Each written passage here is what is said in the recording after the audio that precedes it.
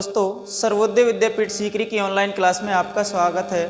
आज हम कक्षा 10th की विषय विज्ञान की नेक्स्ट क्लास लेकर आए हैं, जिसमें हम पहला चैप्टर पढ़ रहे थे। कल हमने विटामिन कुपोषण पढ़ लिया था। आज हम प्रोटीन कुपोषण पढ़ने जा रहे हैं। इधर देखिए बच्चों, प्रोटीन कुपोषण किसे कहते हैं? भोजन में प्रोटीन की कमी से, किसकी कमी से? प्रोटीन की कमी से होने वाले कुपोषण को, किसकी? प्रोटीन की कमी से होने वाले कुपोषण को बच्चों क्या कहते हैं? प्रोटीन कुपोषण कहते हैं। क्या कहते हैं? प्रोटीन कुपोषण। भोजन में किसकी कमी हो जाए? प्रोटीन की कमी हो जाए। किसकी कमी हो जाए? प्रोटीन की। तो इसकी कमी से जो बच्चों कुपोषण होता है उसे अपन क्या कहते हैं बच्चों? प्रोटीन कुपोषण कहते हैं। क्या कहते हैं? प्रोटीन कुपोषण। अब इसकी कमी से बच्चों, इसके कारण निम्न दो रोग होते हैं। कौन से रोग होते हैं? निम्न दो रोग होते हैं। हाँ तो बच्चों, प्रोटीन कुपोषण, इसकी कमी से निम्न दो रोग होते हैं। नंबर एक क्वाशियोरकोर और दूसरा रोग है आपका जो कौन सा है? मेरेस्मस। नंबर एक क्वाशियोर क्या है? प्रोटीन की कमी से होता है। किसकी कमी से होता है? और कैसे होता है बच्चों? छोटे बच्चों में होता है। किस में होता है बच्चों? छोटे बच्चों में। किसकी कमी से? प्रोटीन की कमी से। कौन सा रोग हो जाता है बच्चों? बताइए। क्वाशियोरकोर हो जाता है। क्या हो जाता है? क्वाशियोरकोर। क्वाशियोरकोर रोग हो जाता है बच्चों। अब इस क्वाशियोरकोर रोग के लक्षण क्या हैं? इधर देखिए, नंबर एक पॉइंट है, बच्चे को भूख कम लगती है। क्या होता है बच्चों? बच्चे को भूख कम लगती है। दूसरा पॉइंट, पेट उसका फूलना क्या हो जाता है बच्चों? स्टार्ट हो जाता है। पेट फूलना उसका क्या हो जाता है? स्टार्ट। और उसका स्वभाव है जो कैसा हो जाता है?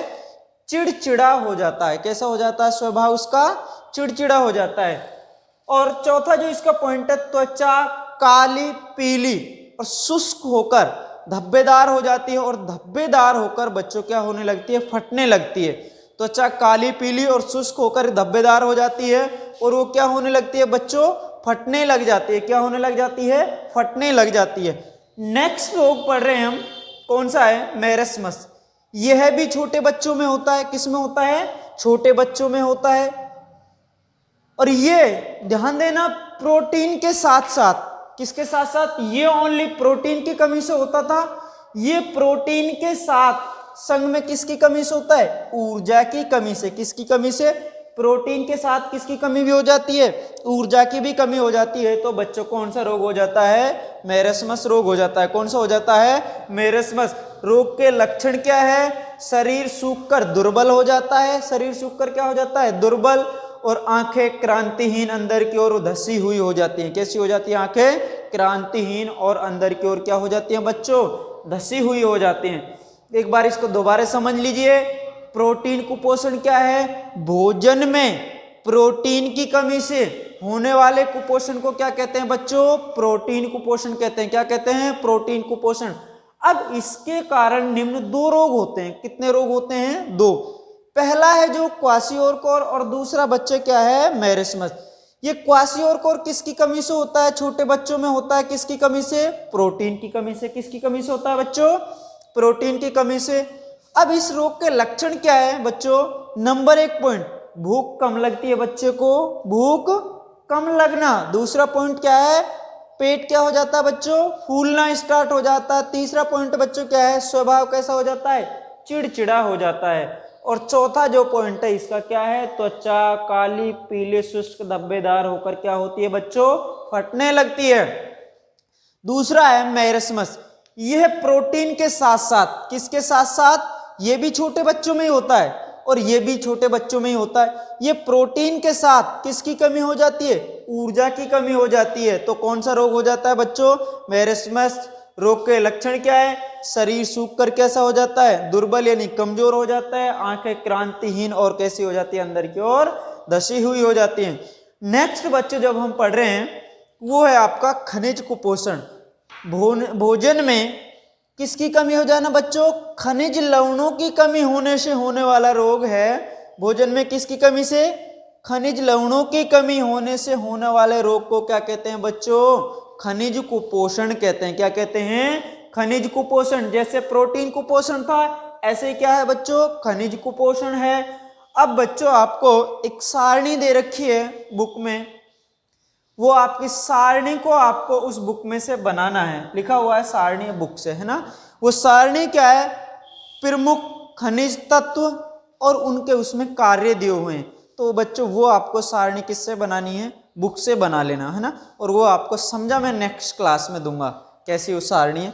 नेक्स्ट जब हम पढ़ रहे हैं रक्तचाप, ब्लड प्रेशर, क्या होता है कि जो हमारी रक्त वाहिनियां होती हैं, कौन सी, रक्तवाहिनी, जिनमें रुधिर का प्रवाह होता है, जिनमें रुधिर बहता रहता है, उनमें रुधिर के बहने से जो दाब लगता है, रुधिर के बहने से जो दाब लगता है उसे अपन क्या कहते हैं बच्चों, रक्तचाप कहते हैं, या उसे रक्त दाब भी कह देते हैं। क्या कहते हैं, रक्तचाप या रक्त दाब भी कह देते हैं, ब्लड प्रेशर। जैसे कि एक पाइप में पानी का प्रवाह होता है और पानी के प्रवाह होने से उसकी जो बाहरी भित्तियों पर जो दाब लगता है, उसी प्रकार हमारी रक्त वाहिनियों में रक्त के बहने से क्या लगता है, दाब लगता है, जिसे अपन क्या कहते हैं, रक्तचाप कहते हैं या रक्त दाब कहते हैं। जैसे इधर देखिए, ये आपकी रक्त वाहिनियां और ये रुधिर का क्या हो रहा है बच्चों, प्रवाह हो रहा है। क्या हो रहा है, रुधिर का प्रवाह। अब रुधिर के प्रवाह होने से इन वाहिनियों पर जो दाब लगेगा, ये क्या है, आपकी रक्तवाहिनी है और इसमें किसका प्रवाह हो रहा है बच्चों, रक्त का प्रवाह हो रहा है। रक्त के प्रवाह होने से इस वाहिनियों की भित्ति पर जो दाब लगेगा, उसी दाब को अपन क्या कहते हैं बच्चों, रक्तचाप या रक्त दाब, जिसे ब्लड प्रेशर कहते हैं। क्या कहते हैं, ब्लड प्रेशर।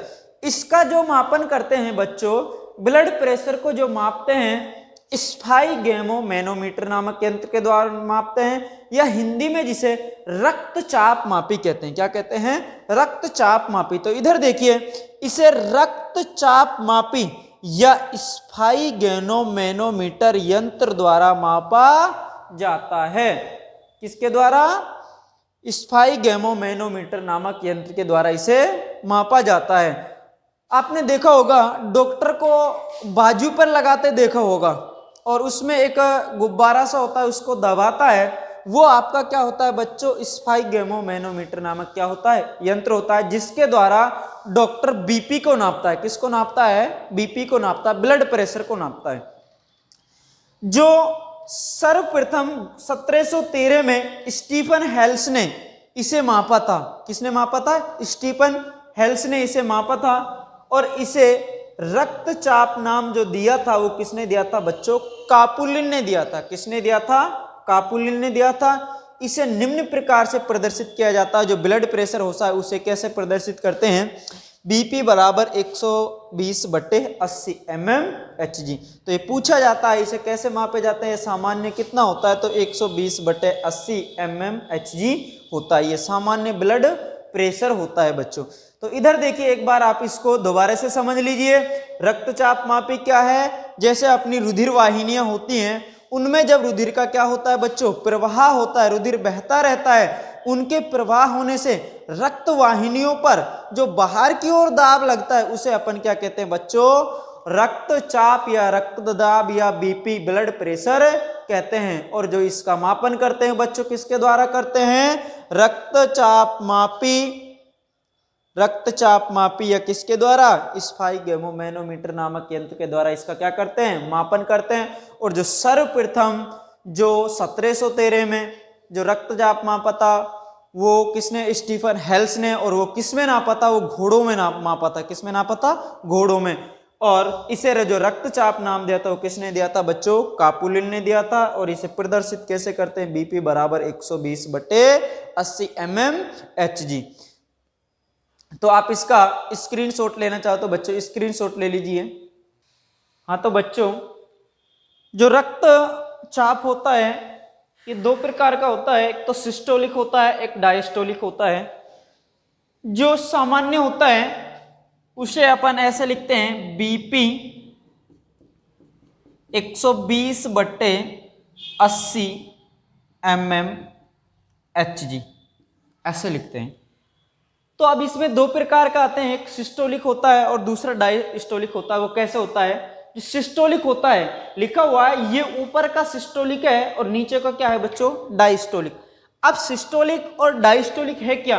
देखिए, हृदय की पेशियों में संकुचन से उत्पन्न होता है।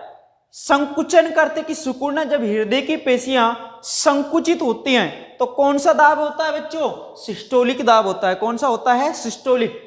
इसे ऊपर लिखा जाता है और हृदय की पेशियों में क्या होता है बच्चों? संकुचन से उत्पन्न होता है। कौन सा दाब? संकुचन से कौन सा दाब उत्पन्न होता है? सिस्टोलिक दाब उत्पन्न होता है। एक सामान्य व्यक्ति का जो सिस्टोलिक दाब होता है वो कितना होता है बच्चों? 90 से 120 तक होता है। मिनिमम 90 और मैक्सिमम कितना होता है? 120 होता है सामान्य व्यक्ति का। डायस्टोलिक क्या है? इसे नीचे लिखते हैं। ये वाला जो क्या है? डायस्टोलिक है। क्या है? डायस्टोलिक। अब हृदय की पेशियों में ये तो संकुचन से उत्पन्न हो रहा था और ये शिथिलन यानी फैलने से उत्पन्न होगा। हृदय की पेशियों में संकुचन से तो कौन सा? सिस्टोलिक। और शिथिलन यानी फैलने से कौन सा दाब उत्पन्न होगा? डायस्टोलिक दाब उत्पन्न होगा। और सामान्य व्यक्ति का एक डायस्टोलिक जो दाब होता है वो कितना होता है? 60 से 80 तक होता है। कितना होता है बच्चों? 60 से 80 तक। एक बार दोबारा इसको समझ लीजिए। दो प्रकार के दाब होते हैं। ऊपर जिसे लिखा जाता है वो क्या होता है बच्चों? सिस्टोलिक होता है। और नीचे क्या होता है बच्चों? डायस्टोलिक होता है। क्या होता है? डायस्टोलिक। जो सिस्टोलिक दाब होता है बच्चों वो हृदय की पेशियों में किससे? संकुचन, सिकुड़ने से उत्पन्न होता है। और जो डायस्टोलिक दाब होता है हृदय की पेशियों में शिथिलन यानी फैलने से क्या होता है बच्चों? उत्पन्न होता है। और डायस्टोलिक दाब को बच्चों कहाँ लिखा जाता है? नीचे लिखा जाता है। ये सिस्टोलिक और ये क्या है बच्चों? डायस्टोलिक है। नेक्स्ट देखिए, हम पढ़ रहे हैं निम्न रक्तचाप। हमने रक्तचाप पढ़ा है अभी, अब पढ़ रहे हैं हम निम्न रक्तचाप। यह धमनियों के रक्त का प्रवाह यानी धमनियों में रक्त का प्रवाह कम होने से होता है। यानी जो आपकी रुधिर धमनियां हैं उनमें रक्त का प्रवाह कम हो, यानी उनमें रुधिर क्या हो? कम प्रवाह हो। ये मान लो आपकी क्या है? धमनी। इनमें रुधिर का जो प्रवाह है वो कैसा है? कम है। कैसा है बच्चों? कम। ये धमनी है और इसमें रुधिर का प्रवाह क्या है? कम। रुधिर का प्रवाह कम होने से कौन सा दाब उत्पन्न होगा बच्चों? निम्न रक्तचाप। और निम्न रक्तचाप उत्पन्न होने से हृदय, वृक्क, यकृत आदि को पर्याप्त मात्रा में O2 और पोषक पदार्थ नहीं मिल पाते हैं। क्या नहीं मिल पाते हैं? पर्याप्त मात्रा में तो O2 नहीं मिलती है और पोषक पदार्थ नहीं मिलते हैं, जिससे शरीर पर क्या पड़ता है? दुष्प्रभाव पड़ता है, यानी नकारात्मक प्रभाव पड़ता है। एक बार दोबारा समझ लीजिए। निम्न रक्तचाप क्या है? धमनियों में रक्त का प्रवाह क्या हो जाए? कम। हम नेक्स्ट उच्च रक्तचाप पढ़ेंगे, उनमें रुधिर का प्रवाह क्या होगा? तेज होगा। निम्न का अर्थ क्या है? कम। और रुधिर का प्रवाह क्या हो जाएगा? धमनियों में कम। और कम होने से हमारे हृदय, यकृत, वृक्क आदि को पर्याप्त O2 और पर्याप्त पोषक पदार्थ बच्चों नहीं मिल पाते हैं। इसलिए हमारे शरीर पर क्या पड़ता है बच्चों? नकारात्मक प्रभाव पड़ता है। आज के लिए बच्चों इतना ही। आप इसका स्क्रीनशॉट लेना चाहो तो स्क्रीनशॉट ले लीजिए।